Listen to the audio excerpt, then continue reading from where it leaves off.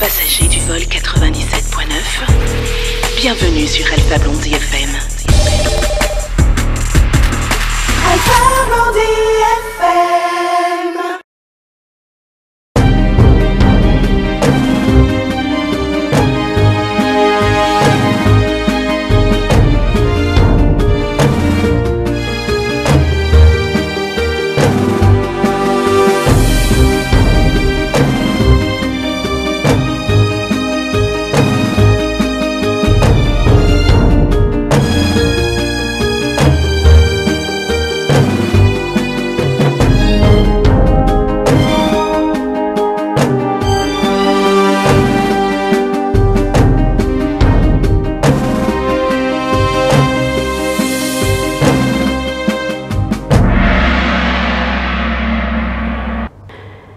Bonsoir et bienvenue dans Secret de nuit, l'émission qui donne la parole à ceux qui en ont besoin. Je suis Alissa et je vous retrouve tous les mardis et jeudis de 23h à minuit sur la radio Alpha Blondie FM 97.9.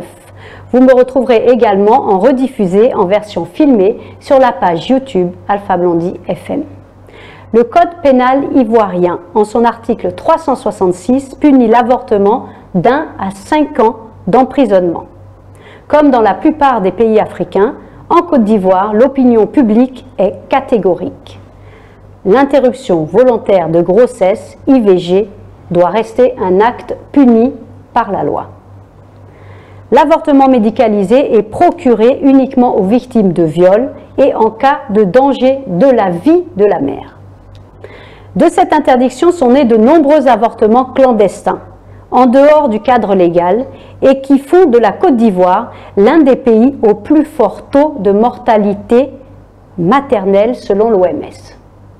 Toujours selon cette même étude, on enregistre entre 210 000 à 288 000 avortements par an en Côte d'Ivoire. Ce soir, je reçois des juristes, des sages-femmes, des membres de la société civile pour comprendre la loi sur l'avortement en Côte d'Ivoire, ouvrir le débat sur le droit à l'avortement sécurisé et partager les propositions d'harmonisation des textes de loi de notre pays avec l'article 14.2c du protocole de Maputo. Place au débat.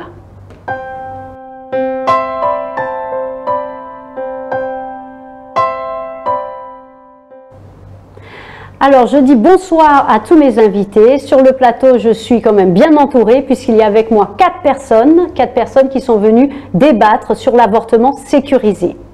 J'ai donc Mariam à ma droite qui défend souvent les femmes. On l'a connue plusieurs fois dans des émissions parce qu'elle vient de l'association AFEDEVEDI, c'est ça? Bien sûr. Elle représente l'AFEDEVEDI. Comment ça va, Mariam? Je vais très bien, Lisa. Aujourd'hui, tu es prête à défendre les femmes encore une fois? Toujours prête à défendre les femmes. À ses côtés, il y a Ben, qui aussi fait partie de l'association AFEDEVEDI. Comment ça va, Ben? Ça va très bien. Content d'être là? Effectivement, mais pas pour défendre les femmes aujourd'hui. D'accord, ok. Contre le sujet à débattre. D'accord, ok. Donc, tu vas nous donner du fil à retordre. C'est ça. À ma gauche, alors, j'ai Monsieur Yoboua. Bonsoir. Comment allez-vous? Oh, je vais très bien, par la grâce de Dieu. Voilà, Monsieur Yoboua qui représente le groupe thématique AGNDA. AGNDA qui signifie Action contre les grossesses non désirées et à risque, Côte d'Ivoire. D'accord. Donc vous avez quand même... J'occupe le poste du secrétariat national. Ok. Voilà. Donc vous nous en direz plus parce que vous êtes sur le terrain, on va dire. Tout à fait, on aura en parler. On aura beaucoup de choses à dire. Ouais. Voilà. Et j'ai Fatou à côté qui est donc sage-femme, c'est ça? Oui, c'est ça. Bonsoir Alicia. Bonsoir, comment vas-tu? Ça va bien. Alors, merci d'être là. Et je vais donner la parole donc à Monsieur Yoboua pour qu'il nous fasse un panorama de la situation en Côte d'Ivoire sur l'avortement. Alors, je prends la parole pour dire que ici en Côte d'Ivoire, le risque pour qu'une femme décède du fait de la grossesse ou de l'accouchement est beaucoup plus élevé par rapport au niveau mondial. D'accord. Alors, il s'agit du taux de mortalité maternelle qui nous donne 645 décès pour 100 000 naissances au sein de notre pays. Je parle de naissances vivantes. D'accord. Alors, et selon les estimations des causes de décès maternels, surtout en Côte d'Ivoire, 18% de ces décès sont probablement dus aux avortements à risque. D'accord. Mais comment vous expliquez ça puisque c'est interdit? L'avortement en Côte d'Ivoire est interdit, n'est-ce pas? Oui, l'État ivoirien, j'en viens, je sais que le pays est interdit, ne favorise pas l'avortement au niveau de notre pays. Il n'y a pas d'avortement légal. C'est ça. C'est juste, tout à l'heure, vous avez bien signifié dans l'introduction, c'est dans le cas du viol et dans le cas typique de la vie de la mère en danger. D'accord. C'est dans ces deux cas, avec des conditions encore, surtout pour le deuxième cas où la vie de la mère est en danger, il y a encore des conditions pour qu'elle puisse bénéficier d'un accès à l'avortement sécurisé. Dans le cas contraire, tu pratiques et que l'appareil judiciaire est au courant, alors tu répondras de tes actes. D'accord. Donc Voilà. ça veut dire qu'il y a deux cas pour cet avortement et le deuxième cas n'est pas tellement praticable. Voilà. Les règles font que ce n'est pas tellement praticable. Alors, je parlais du taux de mortalité qui est un peu plus élevé selon une étude faite en 2018 par le, bon c'est en anglais, Performance Monitoring and Accounting, qui veut dire PMA 2020. D'accord. Et c'est cette enquête qui nous a révélé qu'il y a 614 décès pour 100 000 naissances. Ce qui fait beaucoup. Hein. Beaucoup. Ouais. Et une autre enquête sur les femmes de 15 à 49 ans trouve que 43% des enquêtés ont déjà été enceintes et leur grossesse a permis de provoquer des avortements. Ok. Ça, c'est une autre étude aussi qui a été menée ici en Côte d'Ivoire en 2012 par VRO. Donc c'est des grossesses qui sont amenées à être à risque et puis on n'a pas permis l'avortement, du coup elles vont au bout, mais ça s'arrête un moment. C'est-à-dire que le pourcentage que j'ai donné, les 43%, toutes ces femmes interrogées de 15 à 49 ans disent qu'elles ont eu un avortement provoqué. Ok, d'accord. Okay. Donc, qu'on le veut ou non, c'est un sujet que les femmes vivent de façon quotidienne et qui sont cachées. Et on découvre qu'une femme vient de pratiquer un avortement à haut risque lorsque nous avons des séquelles telles que les saignements où elle est en train de rendre l'âme. C'est là qu'on se rend compte qu'il y a un problème qui vient d'être causé. En réalité, c'est parce que quelque part, le cadre légal n'est pas créé et propice pour permettre, dans certaines conditions, selon le protocole de Maputo, le temps défini. Voilà, pour qu'elles puissent en bénéficier. Donc, ça fait qu'elles sont obligées d'utiliser cette méthode d'avortement clandestin qui est très, très, très dangereux. L'avortement clandestin est très dangereux et très risqué pour les filles et les femmes. Et justement, Fatou, toi qui es sage-femme, tu vois ça tous les jours? Oui, tous les jours. Il faut dire que l'avortement est l'interruption d'une grossesse. Ça peut être volontaire comme involontaire. Et quand on parle de l'avortement involontaire, c'est-à-dire que pas des fausses couches, on parle des avortements spontanés. Dans le cas des avortements volontaires, on parle des IVG. On parle des IVG, on parle des avortements provoqués. Et les avortements provoqués, on en voit tout le temps chez nous au centre. Je suis dans un centre de santé communautaire et on en voit tout à chaque fois des cas. Les dames nous viennent avec des saignements. Il y a une dame qui est venue un jour, elle a commencé à saigner. On ne savait pas quoi faire. Et comme on a voulu l'ausculter pour voir, la dame, elle avait placé une tige. Aïe, aïe, aïe. Une tige dans le vagin. Aïe. Et cette tige-là, elle a pour but de ronger le col de l'utérus pour faire tomber la grossesse. Et je ne sais pas comment elle a fait, si elle est mal prise, elle a mal placé la tige. Vraiment, quand on a placé le spéculum, c'est pas possible, c'est pas joli à voir. Wow. Et cette dame, je sais que plus tard, elle va faire un cancer du col. Wow. Oui, elle va faire un cancer du col.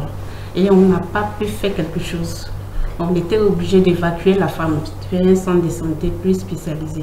Et après, ses parents sont venus dire que la dame n'a pas survécu. Waouh! Elle est décédée. Et ça, c'est des choses quotidiennes? C'est des choses quotidiennes, ça arrive tout le temps. Et c'est quoi leur moyen justement d'avortement clandestin? Qu'est-ce que les gens utilisent? Comme je vous disais tout à l'heure, elles ont des tiges, des substances médicamenteuses, des tiges qu'elles introduisent. Souvent aussi, elles prennent des médicaments chinois. Et les médicaments chinois, ça les fait saigner. Souvent, le fœtus, il sort, mais le placenta, il reste à l'intérieur. Oh, ouais. Elle va saigner, se vider de son sang. Pour elle, elle se dit que le fœtus est déjà sorti, tout est fini. Alors que le placenta, il est à l'intérieur. Et ces dames, elles nous viennent à l'hôpital dans un cas vraiment où le pronostic vital est déjà engagé. Et là, on ne peut rien faire. C'est vraiment décevant quoi. On regarde la dame partir, mais on ne peut rien faire. Et en fait, cette histoire-là, c'est dû à quoi, Mariam? C'est dû au fait qu'ils ont honte pour attendre la fin au dernier moment pour aller voir les... Bon, en principe, les femmes, là, souvent, c'est pas la honte, il y a la négligence, en fait. Bon, il y a la négligence, et au lieu d'aller prendre des préservatifs, elles ne le font pas. Même pour aller à l'hôpital, même il y a des femmes paresseuses, je ne sais pas comment il faut le dire. Bon, il y a la pauvreté, moi je parle toujours de la pauvreté, parce que ces femmes-là même qui sont source de vie de la famille, d'une famille, elles vont aller d'abord faire le commerce, ce qu'elles gagnent, c'est ce qu'elles vont aller prendre pour nourrir la famille. Bon, elles n'ont même pas le temps d'aller dans un centre pour pouvoir prendre des contraceptifs, quoi. Alors qu'en Afrique, ici, surtout chez les musulmans, quand la femme accouche, à partir de 40 jours, elle doit aller avec son mari. Ça, c'est chez nous les musulmans. Alors que quand tu fais ça, tu peux prendre une grossesse. Tu prends la grossesse, le monsieur n'a pas les moyens, toi tu es tout et tout. C'est toi qui es source de vie à la maison, tu prends une grossesse. Tu es obligé d'aller avorter. Tu n'as pas les moyens quand tu vas à l'hôpital. Le coût, c'est très élevé. Souvent, on te parle de 60 000, 70 000. Tu n'as pas ça. Comment il faut faire? Il faut revenir à l'avortement clandestin. Et quand tu fais, les femmes vont placer les tiges, comme la sage vient de dire, vont placer les tiges. Il y en a même qui écrasent les teinçons de bouteilles pour prendre avec le tonique ou bien limonade, ainsi de suite. Bon, c'est pas facile. C'est pas du tout facile. Et donc, du coup, tu trouves qu'il y a quand même un large besoin qui est là? Large besoin même. Moi, je veux faire un plaidoyer auprès de l'État de Côte d'Ivoire par rapport à la légalisation de l'avortement sécurisé. Ce serait encore mieux là. Et puis aussi, ils n'ont quand même des prises en charge. Parce que quand on dit l'avortement sécurisé, il ne faut pas dire que oui, toi tu dois payer 50 000, 60 000, ce serait pareil. C'est-à-dire un avortement sécurisé, mais avec aussi des règles qui puissent être viables et qu'on puisse effectivement l'appliquer. Voilà, c'est comme ça, ça peut marcher. Sinon, les préservatifs, c'est bon, mais ça ne peut pas marcher à la femme africaine. C'est pas facile. Avec l'homme ou la femme? La femme. Les préservatifs, c'est surtout... Les hommes, eux, bon, il y a des hommes qui se préservent, mais ce n'est pas tout le monde. Il y en a qui disent qu'ils ne peuvent pas manger la banane avec la peau. C'est compliqué. D'accord. Et donc, du coup, il faudrait que ce soit gratuit, qu'il y ait un espèce de planning familial où on aurait le suivi. Et qu'est-ce qu'on pense? Il y a des jeunes filles aussi, parce qu'il y a différents âges qui utilisent l'avortement. Les jeunes filles, surtout, il y a les jeunes filles qui vont à l'école. Elles vont à l'école aujourd'hui avec le Facebook, ainsi de suite. Les filles sont pas vraiment, elles sont vraiment, c'est pas le mot, les mots me manquent, c'est pas comment il faut dire des jeunes filles depuis maintenant. À partir de 13 ans, elles sont sur les réseaux sociaux. On les appelle la génération pressée. Voilà, génération pressée. Elles font, et puis encore, la fois passée, j'aurais appris qu'elles font des tontines de sexe. Tontines sexuelles. Tontines sexuelles. Tontines sexuelles, paraît-il que c'est quoi? Bon, ils font le tour des cotisations. Et puis, quand ils cotisent, collectent un fonds, ils donnent à l'autre bon, c'est trop à tout. Mais alors la peur justement de légaliser l'avortement, souvent c'est la peur, au lieu d'utiliser l'avortement en situation de détresse, ils vont l'utiliser comme un contraceptif. Et c'est vraiment la peur de l'État, c'est la peur de vulgariser l'avortement, alors que non, n'est-ce pas? Ça devrait être un droit surtout conditionné, sécurisé pour la femme en détresse, c'est ça? Donc ces jeunes filles, il doit y avoir beaucoup de jeunes filles, Fatou, qui viennent pour avortement. Oui, oui, beaucoup de jeunes filles, Malgré à l'école, on leur fait elles ont tout un planning, jusqu'à en SVT, elles étudient tout le planning, mais il y a beaucoup de jeunes filles, qui viennent. Il y a de cela, je crois, 5 mois de cela, il y a une jeune fille qui est arrivée avec sa maman. La dame étant en larmes, on lui a demandé, mais madame, qu'est-ce que votre fille a? Elle a dit non, je ne sais pas, ma fille a commencé à saigner, on ne sait pas. Et quand on l'a installée, on a vu que la fille, elle dit qu'elle a pris médicaments chinois. Elle a pris médicaments chinois pour provoquer la grossesse. Elle était enceinte, sa maman n'était même pas au courant. Elle était enceinte et elle a provoqué la grossesse et elle a commencé à saigner. Et au moment où elle arrivait là, non, c'était vraiment, c'était déjà tard. On ne pouvait pas dire à la maman que madame, c'est tard. On ne pouvait pas. On a fait un billet d'évacuation et puis elle est partie. En cours de route même, je pense qu'elle a rendu l'âme. Oh là là! Elle a rendu l'âme. On en voit plein de jeunes filles comme ça. Quand ils viennent comme ça, maman, j'ai tel problème. Maman, il faut m'aider. Comment je vais faire? Je ne peux pas les aider, on ne peut pas. Elle me dit, mais il faut nous aider ici. On dit, ah, nous, on donne la vie à 2 personnes.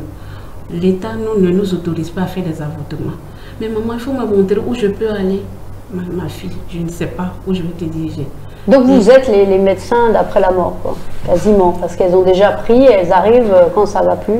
Vous n'avez aucun moyen de pouvoir donner des soins avant, de donner des conseils avant, vous voyez que la fin. Okay. Alors Ben, qu'est-ce que tu penses de toutes ces tout ce que je viens d'écouter autour de cette table, c'est une tragédie qui mine la société aujourd'hui. Mais moi je pense que il y a une défaillance au niveau de l'éducation. On pourrait faire un plaidoyer qui puisse faire économiser l'État de Côte d'Ivoire, vous et moi, afin qu'on puisse quand même donner une nouvelle éducation à cette société d'aujourd'hui. Parce que tout ce que nous sommes en train de dire, chacun a une religion. Moi, je n'ai jamais vu une religion cautionner un avortement. Donc aujourd'hui, ces lois qui nous sont déportées et on nous oblige à adhérer à ces lois-là, moi je dis non. Moi je ne suis pas d'accord parce que la religion musulmane interdit catégoriquement. Monsieur Yeboah vient de nous donner tout à l'heure des critères ou soit, je ne sais pas, 2 volets en Côte d'Ivoire, c'est-à-dire quand la vie de la mère est en danger. Les conditions.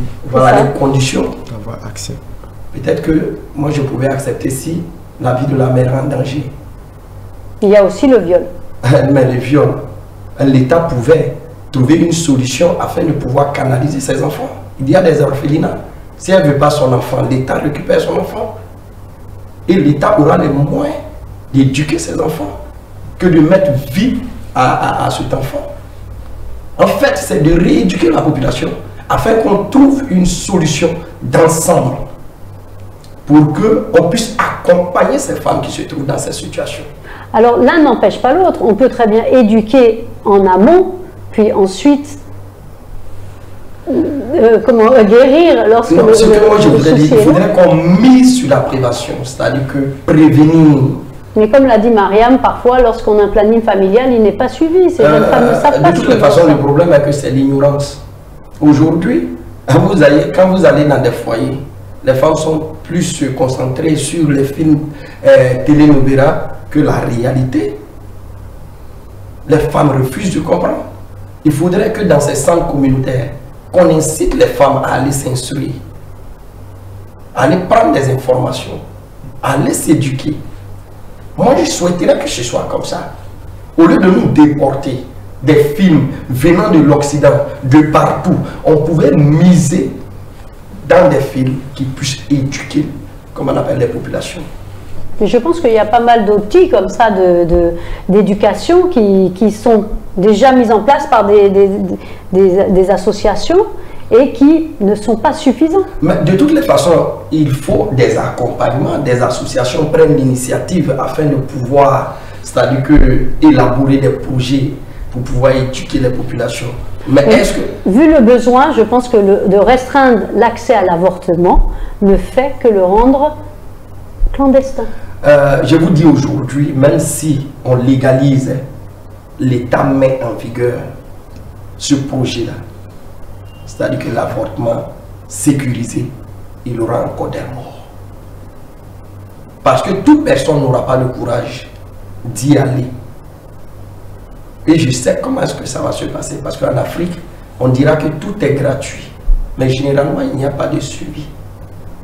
Ces personnes en qui l'État fait confiance, ou soit qui ont fait des études afin de pouvoir occuper ces postes pour pouvoir aider les gens, ne sont pas sincères. Donc finalement, tout sera payant. Donc ces personnes-là, même si c'est 10 francs, auront du mal à payer ces 10 francs. Oui, tu veux dire qu'il y a de la corruption. Il y a la corruption. Mais alors, qu'est-ce que dit M. Yogua là-dessus? Parce que vous êtes sur le terrain.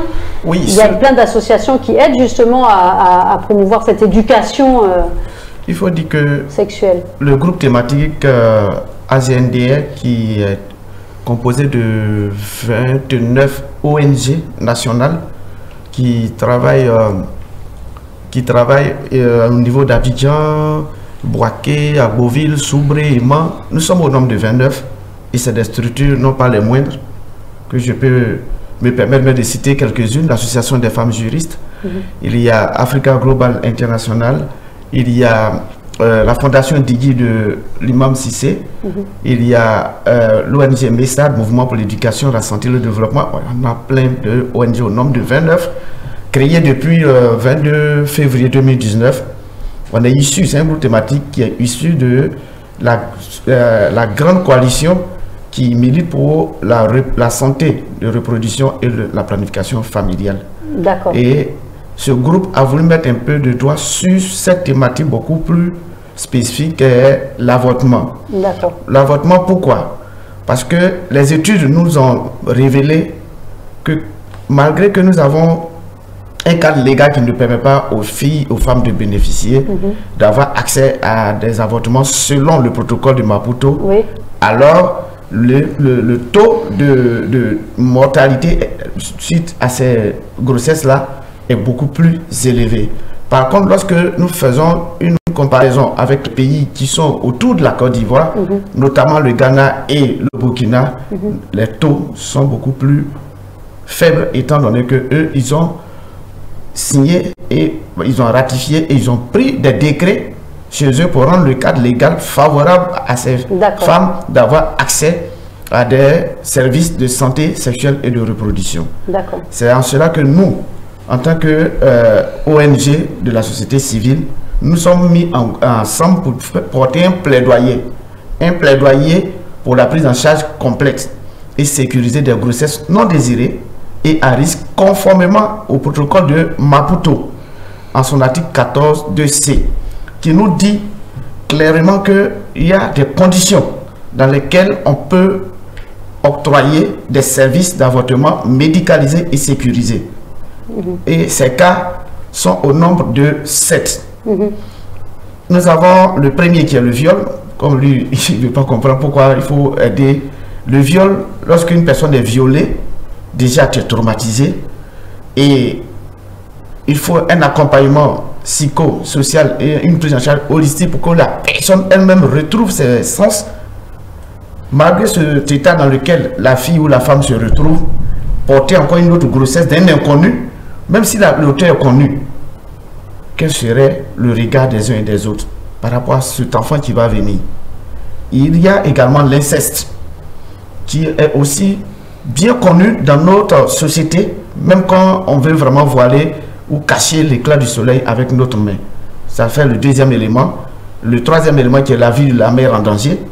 le quatrième élément qui est la santé mentale de la mère, également la santé de la mère en danger, et puis la vie du fœtus en danger, et puis maintenant l'agression sexuelle. Voilà les 7 éléments qui ont permis à certains pays africains qui sont allés s'asseoir pour dire réfléchissons pour aider nos filles et femmes qui sont dans ces conditions, parce qu'en vérité elles souffrent et on perd beaucoup de filles et de femmes et d'enfants dans ces conditions. Donc créons un cadre légal pour faciliter l'accès à ces filles et femmes de bénéficier de ces conditions. Le protocole de Maputo n'est pas totalement suivi ici en Côte d'Ivoire. Il n'y a pas les 7 cas. En Côte d'Ivoire, il y a 2 cas. Il y a 2 cas. La mère et le viol. Voilà. Bon, l'inceste ressemble un peu au viol, on aurait pu aller un peu plus loin, mais je pense que ça va pouvoir se faire peut-être. Maintenant, ce que disait Ben, c'était plutôt la corruption lors de l'éducation. Si on donne des moyens de contraception, ils n'arrivent pas. C'est vrai sur le terrain? Non, au sein de l'Asie indienne, notre vision, c'est ce qu'il dit, est l'une de nos visions. Notre vision est qu'en Côte d'Ivoire, on veut que les femmes reçoivent des services de santé sexuelle et reproduction dont elles ont besoin. Et également, aucune femme ne tombe enceinte pour défaut de contraception ou ne meurt pour défaut de prise en charge de grossesse non désirée. D'accord. Donc, je me dis que ce qu'il dit, l'éducation, certes, est l'élément de base pour vraiment un pays qui se veut moderne et qui se veut... quel terme qu'il faut utiliser, qui se veut vraiment assis et évolutif, il lui faut véritablement l'éducation de base, l'éducation parents-enfants. Or, aujourd'hui, chez nous, ici, rares sont des parents qui abordent ce sujet. Ils trouvent déjà que c'est un sujet tabou. Oui, c'est ça, c'est un sujet tabou, Maria. Donc, on peut pas aborder cela avec nos enfants. Or, en réalité, on n'arrive plus à les contrôler à cause du système informatique qui est à la portée de tout le monde, qu'on le veut ou non. Qu'est-ce que Maria m'en dit, toi qui es parmi les femmes et les enfants? Je suis d'accord avec M. Oboué. Aujourd'hui, le problème, c'est que c'est un problème, ça devient un problème tabou, alors que on ne doit pas se comporter comme ça avec les enfants, on doit beaucoup communiquer avec l'enfant. Mais moi, à mon avis, c'est que moi, j'opte pour tout. J'opte pour la légalisation de l'avortement sécurisé. Moi, j'opte pour ça.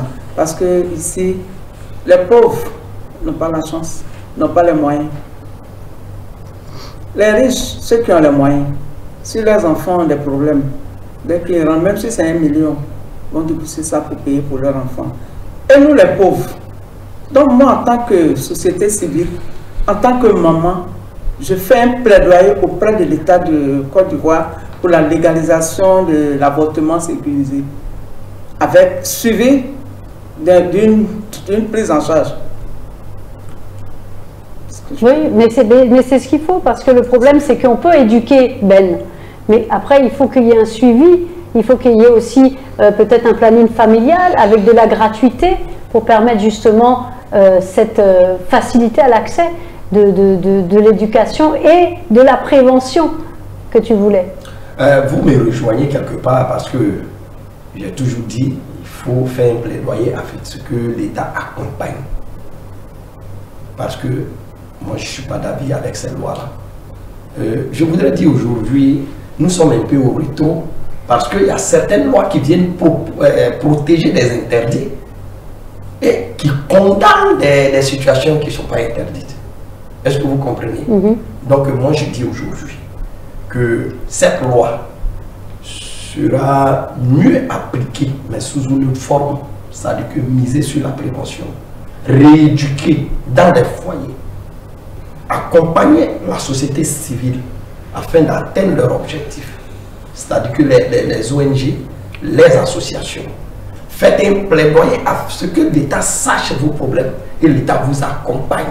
C'est-à-dire que les contraceptifs et vraiment les médias pour pouvoir rééduquer cette population, pour que cette population sache ce qu'elle est, effectivement. Sinon, malgré tout ce que vous allez proposer, parce que vous dites il faut sauver une vie en éliminant une autre, moi je ne comprends pas. il faut sauver une vie en éliminant une autre. Ou soit, c'est-à-dire que sortir une grossesse contractée au cours d'un viol, on dit qu'il faut, comment on appelle ça maintenant, avorter légalement, comme vous, de la manière vous dites, avortement sécurisé. Mais la personne a déjà été enceinte, les séquelles sont là, même si vous faites l'interruption de cette grossesse-là. Mais la plupart des personnes... Psychologiquement, la personne sera toujours affectée parce que la personne a été violée. Et violer, c'est aller avec une femme contre son consentement. Ça s'est passé, ça va rester gravé dans sa mémoire. Enfant ou pas. Les femmes qui ont été violées ont le choix entre garder cet enfant ou pas. La plupart des femmes qui n'avortent pas, souvent, laissent l'enfant à l'adoption. Est-ce que c'est un choix de laisser tous ces enfants à l'adoption? Ah ben ça que tu aimes l'enfant, ça que tu le gardes dans la maison. Si tu ne veux pas laisser ton enfant à l'adoption, tu le gardes. Tu le gardes. Je ne sais pas si je peux m'exprimer un peu pour dire à M. Ben que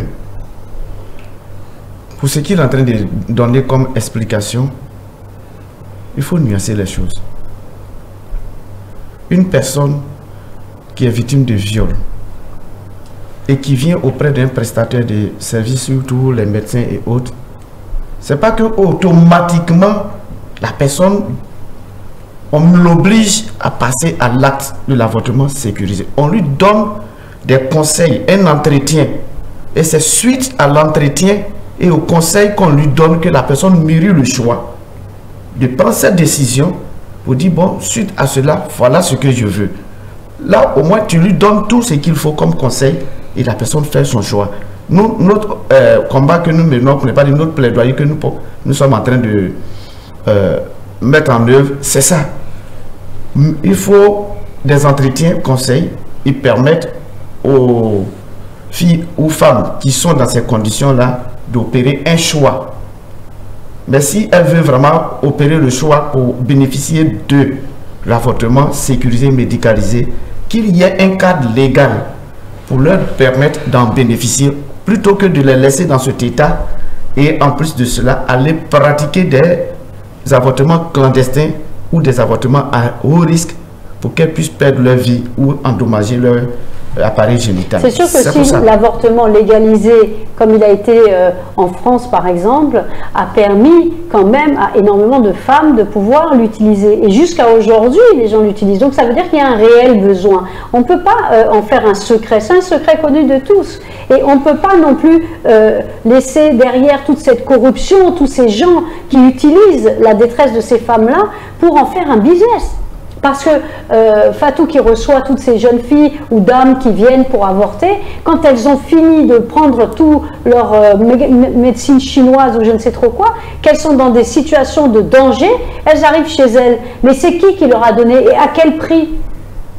Il y a un business derrière qui est beaucoup plus lucratif et dangereux qu'on laisse comme ça évoluer parce que soi-disant on ne sait pas, c'est un secret. Mais ce n'est pas un secret. Et il faut le mettre dans un cadre légal. C'est déjà formidable qu'on ait pu accepter qu'en cas de viol, l'avortement soit possible, qu'en cas de danger de la mère, ce soit possible. Il faudrait aller plus loin sans avoir peur que cet état de détresse soit extensible et sans avoir peur que la contraception devienne, cet avortement devienne une contraception et non une exception. Il ne faudrait pas avoir peur. Vous voyez le cas de... Je voulais dire à M. Ben qu'il parlait de contraception, des pilules. Je voulais lui dire que les pilules, la planification familiale n'est pas à 100%. C'est-à-dire qu'une femme peut prendre des comprimés, par planning familial, et puis tomber enceinte. Dans ces cas-là, qu'est-ce qu'on fait? Elle a le bébé qu'elle a en mai, il a 1 mois et demi, et puis elle est enceinte. Qu'est-ce qu'on fait dans ces cas-là? Et que vous voyez, une grossesse désirée et un enfant désiré. Et une grossesse indésirée et un enfant indésiré. Et déjà, dans le ventre, déjà, la maman déjà, elle commence à détester l'enfant. Et elle va se forcer à mettre cet enfant au monde. Vous pensez qu'elle va s'occuper de cet enfant-là? C'est ce phénomène-là qu'on trouve aujourd'hui dans la ville. Parce qu'elle n'a pas les moyens de s'occuper de tous ses enfants. moi je préfère qu'on sécurise, en tout cas, un plateau, un centre médicalisé qui peut vraiment prendre soin de ces femmes-là. Parce que vraiment, il y a un besoin. Il y a un besoin, on ne peut pas se le cacher. Je reviens encore à la charge. Il y a toujours une porte de sortie, il y a toujours une solution. C'est deux hommes qui font un enfant. Et quand votre femme accouche, un mois après, elle est enceinte, on assume. Vous et moi, c'est-à-dire que madame et moi, on assume. C'est comme un accident. Quand vous quittez Yopougon pour venir à Cocody, quand il y a un accident sur la route, on l'assume. Donc moi, je souhaiterais qu'il y ait d'autres méthodes, sauf l'avortement. C'est-à-dire que l'avortement, c'est pour enjoliver, c'est-à-dire que ce thème diabolique-là, qu'on dit sécuriser. Avortement, c'est-à-dire que ne mettez pas un enjolivé. Non, moi je ne suis pas d'accord. Et monsieur Yoboa vient de dire, comment on appelle ça, a dit tout de suite que, en fait, il y a un volet qu'il a soulevé. Il a dit que, comment on appelle ça, maman, il y a certaines femmes, je crois, Fatou a abordé le même sens, c'est-à-dire qui sont dans des problèmes. Oui, en détresse. En détresse. Mais vous parlez de quelle détresse? Une femme en grossesse même d'abord, dès les premiers jours, qu'elle constate qu'elle est enceinte, la détresse est déjà là, même si elle veut la grossesse. Il y a une détresse. Moi, je dis que on trouve une solution d'ensemble, sauf l'avortement. Un plaidoyer à ce qu'on accompagne ces femmes. Est-ce que, monsieur Damel, vous pensez que ces femmes-là, ces hommes-là, ils vont suivre toujours les femmes qui viennent chez nous pour dire que je suis enceinte, je veux me faire avorter, elles ne se font jamais accompagner de l'homme qui l'enceintait. Hein? Elles viennent toujours seules. Et il est à la maison tout peinard. Il n'a aucun souci, il n'a pas de problème. Monsieur Ben, si l'avortement était un problème d'homme, il n'y aurait pas de cas. Ce serait déjà légalisé. Si c'était le problème d'un homme, il l'aurait déjà légalisé. C'est parce que c'est le problème des femmes. Et les femmes, elles, ce ne sont pas les femmes qui sont fragiles, c'est leur droit. Le droit des femmes est très fragile sur cette terre. Et donc, l'avortement, aujourd'hui, est en débat, en discussion perpétuelle depuis la nuit des temps, parce que c'est un problème de femmes. Maintenant, il y a quelques hommes, comme grâce à M. Yoboa à mes côtés, qui s'intéressent à la question et qui plaident pour la question, mais c'est un problème, je comprends, où l'homme et la femme devraient être là. Mais il s'avère que dans la réalité et dans la pratique, Fatou nous le confirme, c'est que ce sont que des femmes qui viennent se présenter avec leurs problèmes, surtout ici où on n'a pas le droit de dire ce qu'on est en train de faire, que ça en a fait un secret, un tabou, et du coup, elles se retrouvent dans une situation de misère et encore plus que de la détresse et perdent leur vie. Je voudrais qu'on ne fasse pas de ce qui est injuste un droit. Okay. Voilà. Parce que le droit aujourd'hui, on le fabrique du jour au lendemain. Parce qu'en Côte d'Ivoire, moi j'ai constaté, on me dit que la polygamie n'est pas autorisée par la loi ivoirienne. Mais on me dit que la pédophilie, disons, les homosexuels sont protégés par la loi. Donc, on va vers quel monde? Ce qui n'est pas bien dans la tête des gens, on fait de ça un droit. Donc, du jour au lendemain, on prendra encore des lois qui iront à l'encontre même de l'existence de l'homme. Moi, je ne suis pas d'accord avec cette histoire d'avortement. Parce que toutes les méthodes peuvent être utilisées afin d'accompagner une femme qui se trouve dans cette situation. C'est-à-dire que sur le plan éducatif.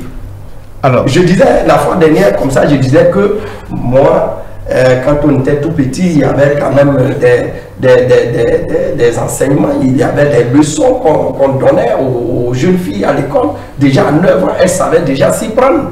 Elle était déjà maman, elle savait même comment dorloter un bébé. Donc aujourd'hui, l'éducation a foutu le camp, il faudrait qu'on revienne à cela. Sinon, vos lois que vous nous imposez, moi je dis que je ne suis pas d'accord. Ma religion ne me recommande pas, mais comme on appelle ça, même dans notre coutume, ça n'existe pas, dans nos mœurs, ça n'existe pas, moi je ne suis pas d'accord. Donc ces plaidoyers-là, peut-être que je ne sais pas par où vous allez passer pour pouvoir me convaincre, mais moi je ne suis pas d'accord. Alors, monsieur Ben, Oui.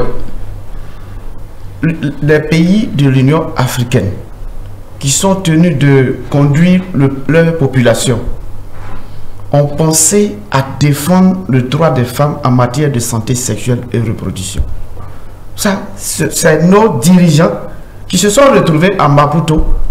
Ils ont commencé à rédiger le texte en 2003 jusqu'en 2005 pour faire sortir les éléments essentiels pour permettre aux femmes de jouir de leurs droits. Vous voyez, les femmes sont beaucoup dans leur foyer. Les femmes subissent beaucoup de violences. Et c'est difficile à ces femmes même d'avouer ces violences, d'exprimer cela à haute voix. Nous, on est là pour défendre le droit des femmes.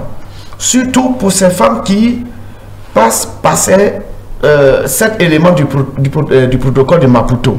Imaginez-vous un père qui va avec sa propre fille et qui engrosse sa propre fille. Sa maman est dans le foyer. Sa maman est informée de l'état de grossesse de sa fille.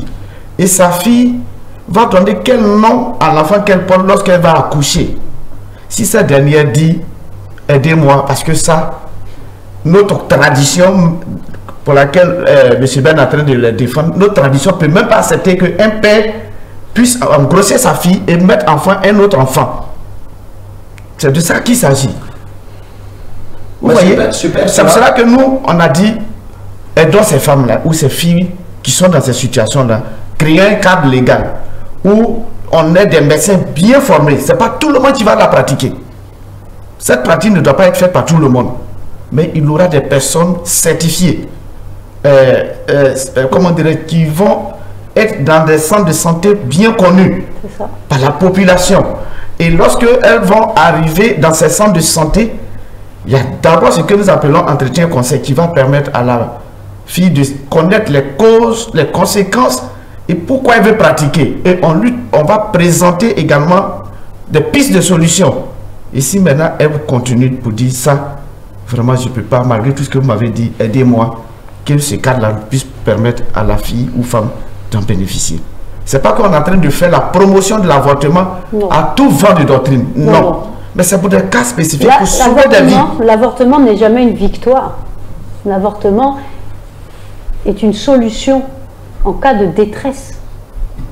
En fait, c'est sur ce volet-là que je voulais statuer.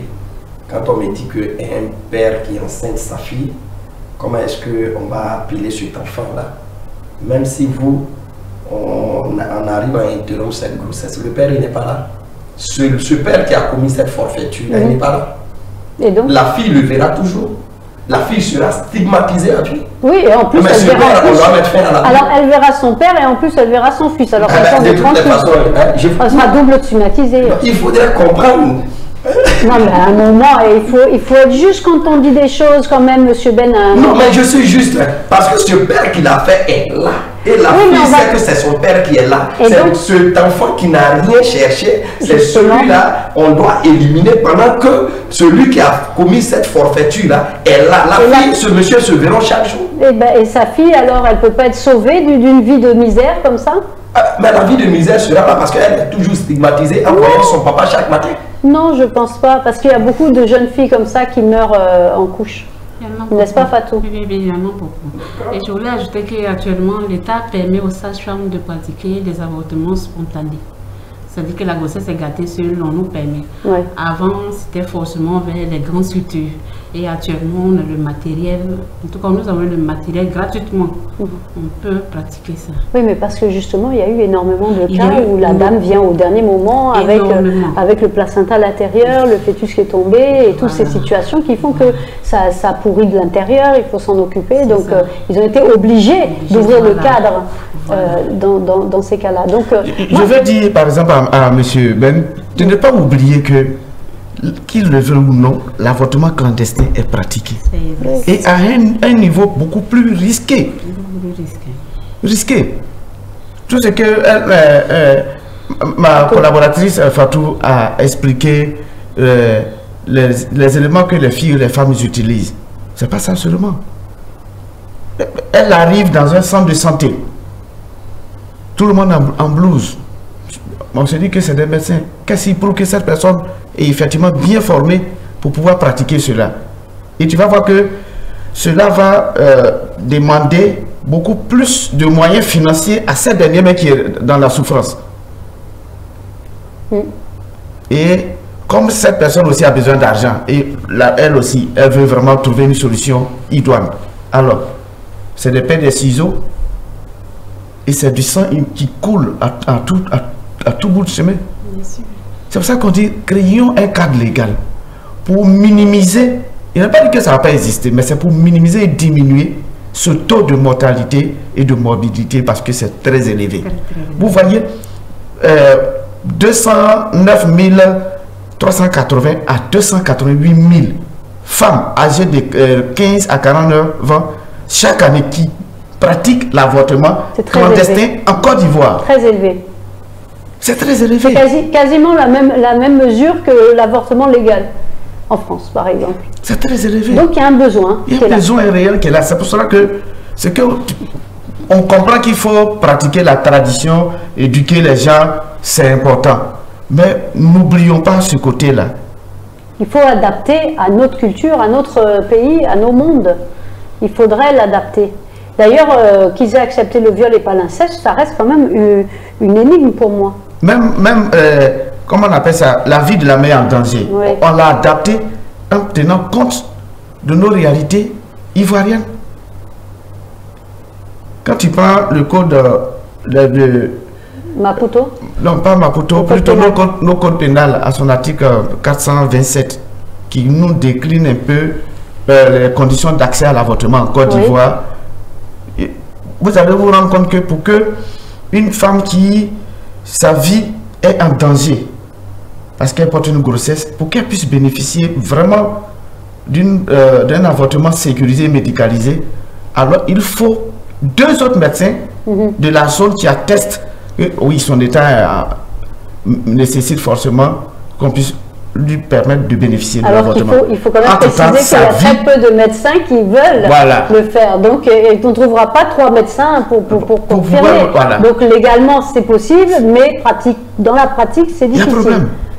Et ça c'est lorsque nous sommes par exemple dans des grandes villes.